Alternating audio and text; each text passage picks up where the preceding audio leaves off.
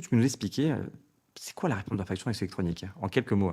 Vaste sujet, mais alors en 2 mots, c'est l'obligation pour, l'ensemble des entreprises d'utiliser une plateforme agréée pour faire transiter toutes ces factures demain. Et ça va permettre quoi? Ça va permettre de fluidifier les flux de factures, hein, entre fournisseurs et clients, de en même temps, d'avoir un regard quand on est, l'administration fiscale sur l'ensemble de ces flux et donc la TVA associée. OK. Donc si on rentre un tout petit peu dans le détail d'une entreprise, hein, on a déjà ces flux de réception de factures, donc ces flux d'achat vers ses fournisseurs.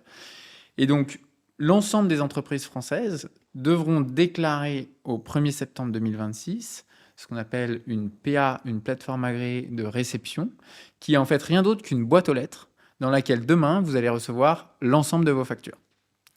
À l'inverse, quand vous émettez une facture, donc vos flux de vente, on parle du coup de PA émission, plateforme agréée d'émission. Et donc, c'est comment, par quel biais est-ce que vous envoyez toutes vos factures de vente vers une plateforme agréée qui s'occupera de l'envoyer dans la bonne boîte aux lettres. D'accord. Ça, c'est le concept qui est standard entre toutes les entreprises pour les flux B2B. On a un autre type de flux qui est concerné par la réforme, et on va parler du coup ici de e-reporting. Ça va se complexifier alors.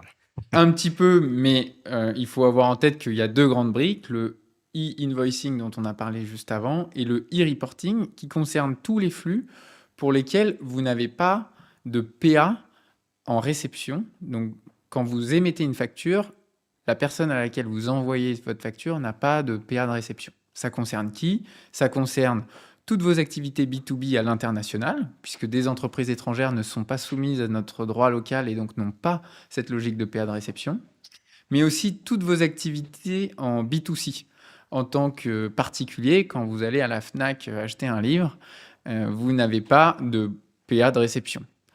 Donc sur ces 2 flux-là, le B2B à l'international et le B2C, vous avez en tant qu'entreprise une obligation de e-reporting qui est en fait une concaténation de l'ensemble de vos flux de facturation que vous devez du coup déclarer tous les 10 jours à l'administration fiscale.